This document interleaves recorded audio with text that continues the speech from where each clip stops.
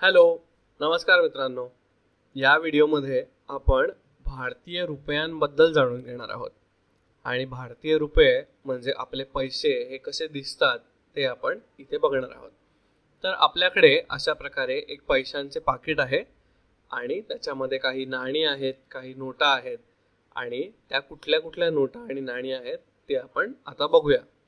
चला, सगळ्यात पहिले आपण नाणी बघूया.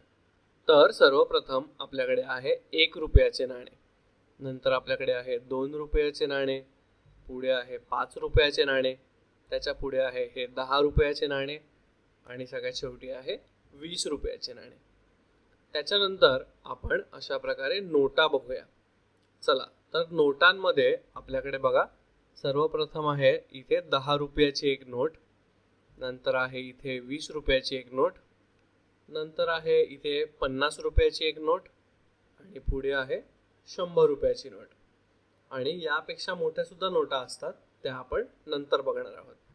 आणि आपण नोटांवरती नीट बघितलं तर लक्षात येतं की या नोटांवरती त्या किती रुपयाच्या नोटा आहेत ते लिहिलेलं आहे आणि प्रत्येक नोटेचा रंग सुद्धा वेगळा आहे. म्हणजे आपल्याला नुसतं रंग बघून सुद्धा समजू शकतं की ही कुठल्या रुपयाची किंवा किती रुपयाची नोट आहे ते. आता इथे मला असा एक प्रश्न पडलेला आहे की आपल्याकडे इतर अंकांसाठी नाणी आणि नोटा का नाही आहेत बरं?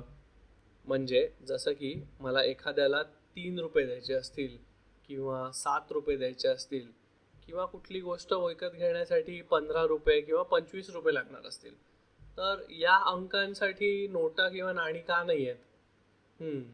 तर आपण त्याचं सुद्धा इथे उत्तर बघूया की आपल्याकडे हे काही खास अंक आहेत, त्याच्या आपल्याकडे नोटा आणि नाणी आहेत.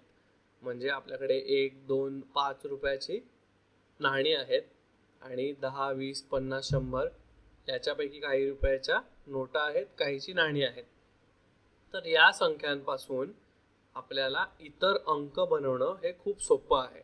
म्हणजे कसं ते आपण इथे बघूया की समजा तुम्हाला कोणाला 3 रुपये द्यायचे असतील तर आपण त्याला 2 रुपयाचं एक नाणं आणि 1 रुपयाचं एक नाणं देऊ, म्हणजे आपण त्याला 3 रुपये देऊ शकतो.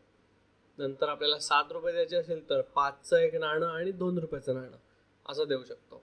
म्हणजेच या संख्यांनी इतर अंक बनवणं हे खूप सोपं आहे. म्हणून फक्त याच अंकांच्या नोटा किंवा नाणी आपल्याकडे आहेत.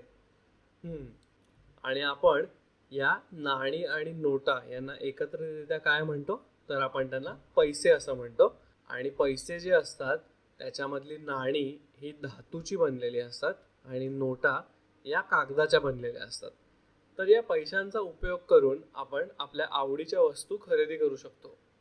जसे की जर तुम्हाला काही खाऊ घ्यायचं असेल, पुस्तकं घ्यायची असतील, खेळणी घ्यायची असतील किंवा कोणाला भेटवस्तू द्यायच्या असतील, तर त्या गोष्टी आपण पैसे देऊन खरेदी करू शकतो.